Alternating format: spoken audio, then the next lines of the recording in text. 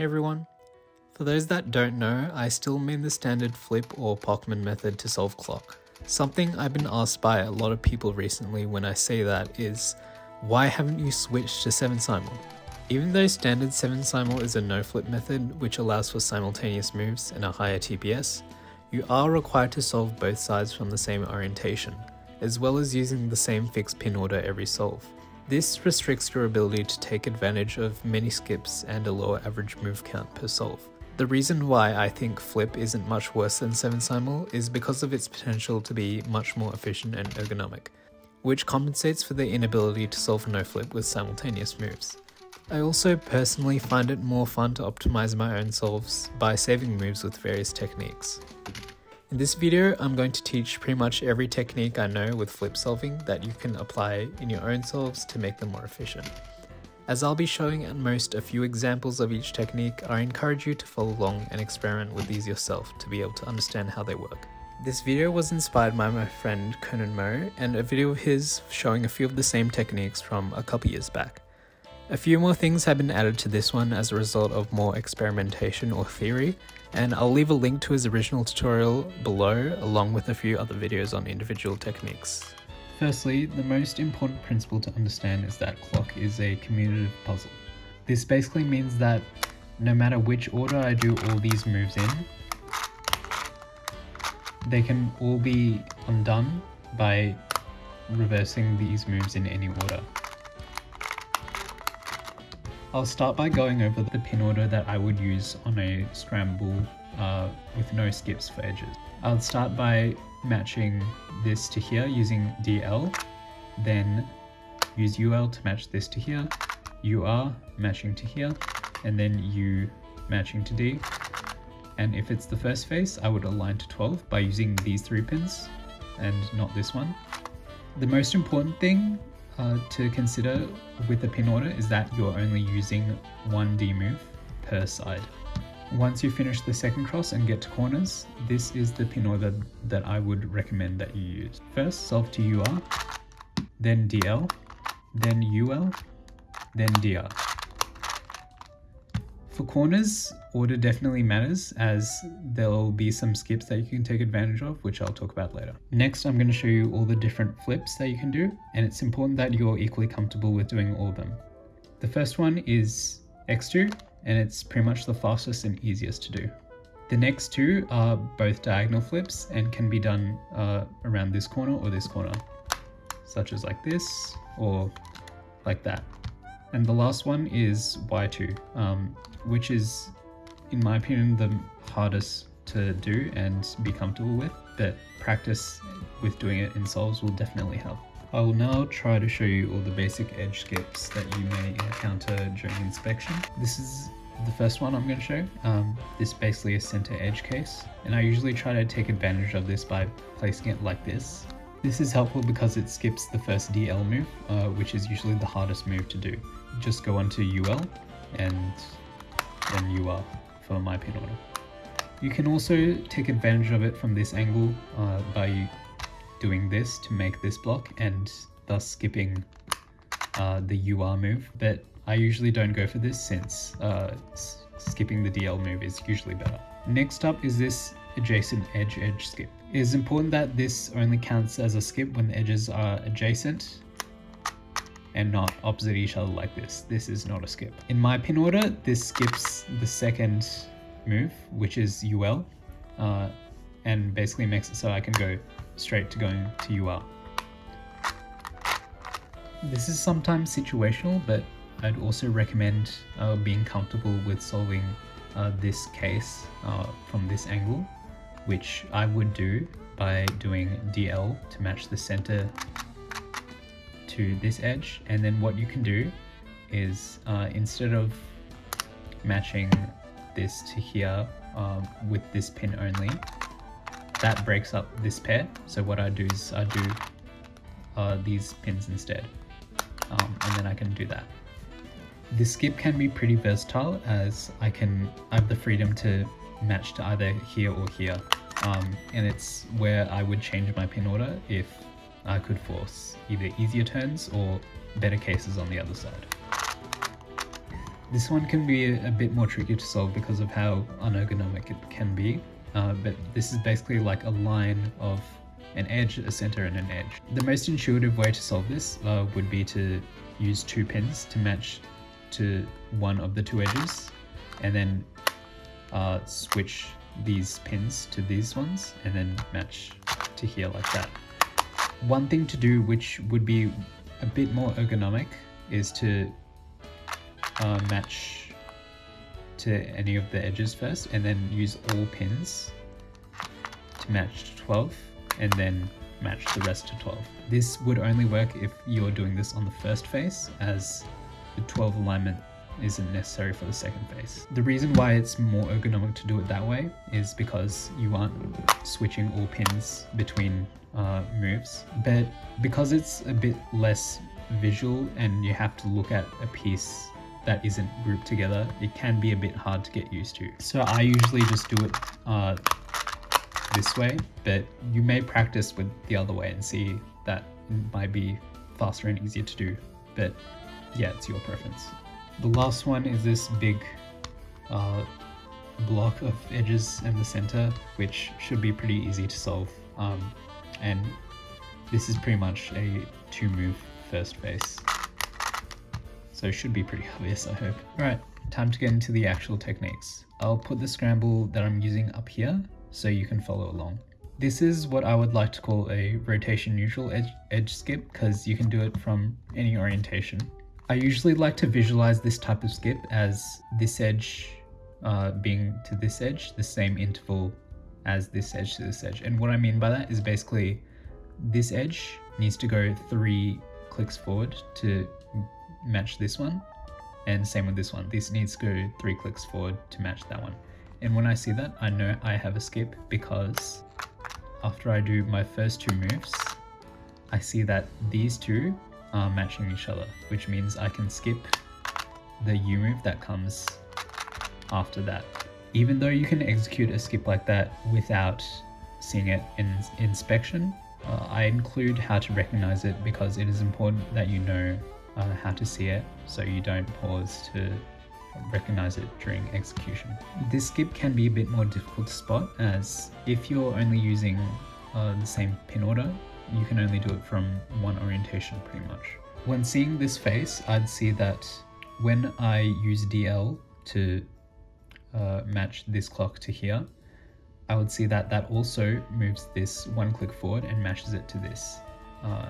And that would allow me to get this block, and I could slightly change my pin order to do an R to take advantage of that skip. That is also an example of making sure you're able to be flexible with doing other moves and not just the ones that are exclusive to your pin order. This is what I like to call a natural 12 align skip. If I have this in conjunction with this pair, I would see that the clock that would make a line with this pair, which would be this one, is already at 12. So the 12 align skip would not be needed there. Here's an example, but with this skip instead. From this angle, if I see that if after doing this move and I see that any of these 2 clocks would be aligned to 12, then I know I have this skip. So when I do DL, I'd see that the L clock would be aligned to 12, which means that I can match to this clock instead, and that would save me of alignment to 12. Here's the last example. Similarly to the first one, after I do DL, I would see that I would make this pair, but also the clock directly below the pair would be aligned to 12, which means that there would be a skip there. So it's important to recognize where your D clock would be after your first move. This goes back 3, and therefore this would also go back 3. One important thing to mention with 12 align skips is that they only count as a skip when they're executed on the first face, as the alignment to 12 after doing edges on the second side is not required and therefore doesn't really count as a skip. Here's a sort of different but similar example. After matching this clock to this pair, I'd see that neither of these clocks would align to 12, but I can force a 12 align skip using double pin moves. by moving this clock as well as these at the same time.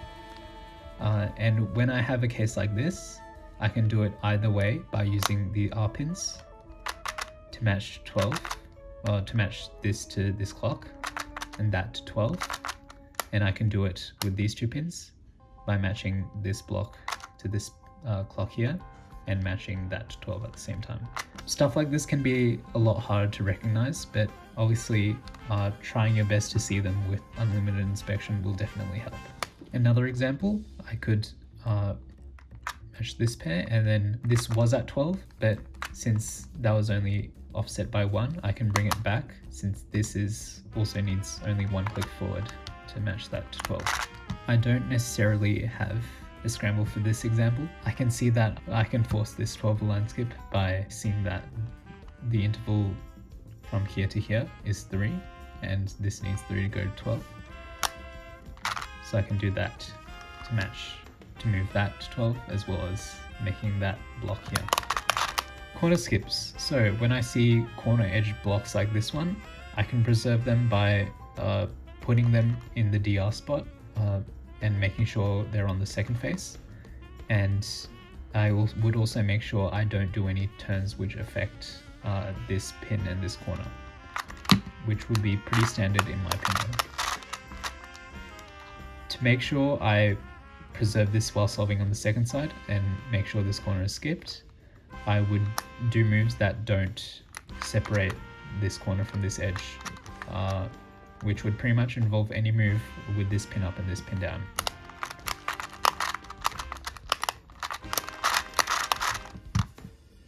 If I see a block that's positioned like this and can't be held in a way that the corner and edge block is like this, I would make sure to do a Y2, and I'll show you how that is basically preserved. So I'd do the same thing where I keep it in DR and make sure I don't turn the DR wheel, and then I'd flip with a Y2, and as long as I don't do any moves with this pin up and that one down, which would separate this one, then I can preserve that, and that corner would be skipped like that. So here, this is pretty interesting. I have a corner skip which I can preserve like this, but also I have this corner edge, center edge case, which I usually like to do from this angle. But since solving this face normally doesn't affect this corner, I can still solve it how I'd like to, and this is where a diagonal flip would come in handy. So I can solve the first face like this, and then I'd flip like that, and I would do the same thing as I did in the first example, where I match to here and then have this corner skip like that. Here's an example similar to like I showed before, with how I would slightly change my pin order to take advantage of other skips. So I'd see this corner skip right here, which again I'd preserve by putting in DR, but I also have this edge-edge adjacent skip, which I showed earlier can be taken advantage of from this angle by pairing this to here and then solving like this, and then X2, and then this corner skip like that. Okay, this is a more fun example because it comes from the scramble of my third solve of my first OCR average. Sometimes you may be midway through solving the second face when you'd see that a corner edge block would be made like this. And in this case, instead of solving in my normal pin order like that, I would slightly change by solving to this one instead to make sure I preserve that. As otherwise, by solving to here instead, I would actually break up that corner and edge and would not have that corner skip. Okay, what I'm about to show you can be a bit more uncommon, but also quite hard to see in inspection. In this scramble, I'd see that this corner, this center, sorry, is the same distance away from this edge as this edge is away from this corner. Which basically means that doing DR to move these two the same distance can match this to this and this to this, and create a corner skip like that. And so basically if I pretend this corner is already joined to this, I would solve normally like I would for a corner skip in DR like that. But instead of taking advantage of this by using DR, I could flip from this angle, and because clock is commutative, these would also match, and I could take advantage of this corner skip, which would otherwise not be there, which is pretty cool. I might not have explained it in the best way, but please make sure to experiment and try by creating blocks like these and separating them, and see what you can do. On scrambles with easy first faces like these, you can easily track where the corners will end up after you finish. For example, I see that after solving this face, the corner here would go back one, and this corner would go back, would go forward one as well, like so. And so I would see how that affects the corners on the other side. So back one means it'll go forward one on this side, so it'll end up here. And forward one on here means it would go back one on here, so it'll end up here. And I see out of those two options that when this corner ends up here, we'll end up creating this corner edge block, which I can create a corner skip from. So after I do this easy first face, I flip this way and see that that block is there. And as I showed in previous examples, I can just preserve that corner skip like so. Here's another example of an easy first face, but the tracing can be slightly more difficult. Over here, in this scramble in particular, I'd obviously go for this corner skip here, but I'm just going to ignore that for the current moment. To trace this corner, what I would do is that I'd see, oh, this needs to go 6 to match to here, and then would go back 2 to match to 12. But to shorten that, I can just see, oh, to get to 12, this block needs to go forward 4, because that's where it's going to end up. So this will go forward 4 as well. And I'd also see, that also would apply for this, this pair here. So going back 2, would put this over here at 6. So that means both these corners would be pointing at 6 on this side, and therefore would be on that side. Since we also have to align to 12, we can force movement on either of these two corners, or both if we want to, by the amount that we have to move this cross back. If you have situations where this clock would be here and moving this by 2 would create a corner skip there, then moving this to force that corner skip would work. By tracing that in inspection, you can obviously predict that and do a different flip. And same would go for this corner as well. If you had something like this, where it needs to go forward 3 on that side. Whoops, that should go forward 2 instead, my bad. Yeah, if it were to go forward 2 instead, then you'd get that skip there, which obviously, it's very situational. So I encourage you to try and experiment with what you can do to influence corner skips on the other side. Thanks to the corner pin order I showcased before, it is possible to get skips that won't be possible with a clockwise order or something along the lines of what I use as my pin order, which is suboptimal, which is here to here to here to here. But with this pin order, you have the potential to solve these two and use diagonal pin moves. And I will show the applications of those. If you see that once you finish the cross and you see that these two are both pointing in the same direction, you can start by using a diagonal pin move, and that would solve 2 corners at the same time, saving you 1 move. Once you solve the first 2 corners and you see that either one of these is pointing to 12, you could use a diagonal pin move to solve corner that isn't pointing to 12. and then you can solve the rest to 12, and that basically saves you the final 12 alignment. Additionally, you can have the same thing that I showcased with these two corners, but with these two corners, and you can just do that. However, you don't have to exclusively use these for when you get something that will skip.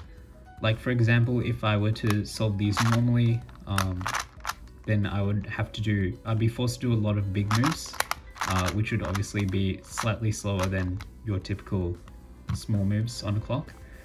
So you can force smaller moves if you see the two corners are close to each other and all close to 12. So I could use a diagonal pin move to solve to here, and then that would give me two small moves like that. I'm now going to talk about cap, which is slightly complicated with a lot less applications to speed solving, and it's not necessary to learn if you are trying to get fast, but I'll include it anyway. The principle of cap is basically any move that turns an odd number of clocks, such as all pin moves or diagonal moves like that, they would affect the alignment parity of the clock. And so basically the alignment parity is solved in a typical solve with the final alignment move. But by influencing the alignment move, in some cases you can solve that regularly and skip the final move. For example, by tracing, I'd get a cap value of +4 on this side, and therefore would be 4- on this side.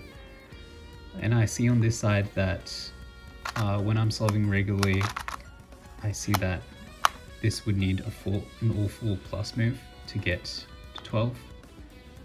And so I can solve cap just regularly like that. And if I do my solve as normal, I'd see that I do indeed skip that alignment move. So again, it involves tracing of pretty much all the pieces, which would take quite a long time, and it's better worth spending your inspection time looking for other cases. Conan also has another video on a thing called PEA, or parity of edge alignment.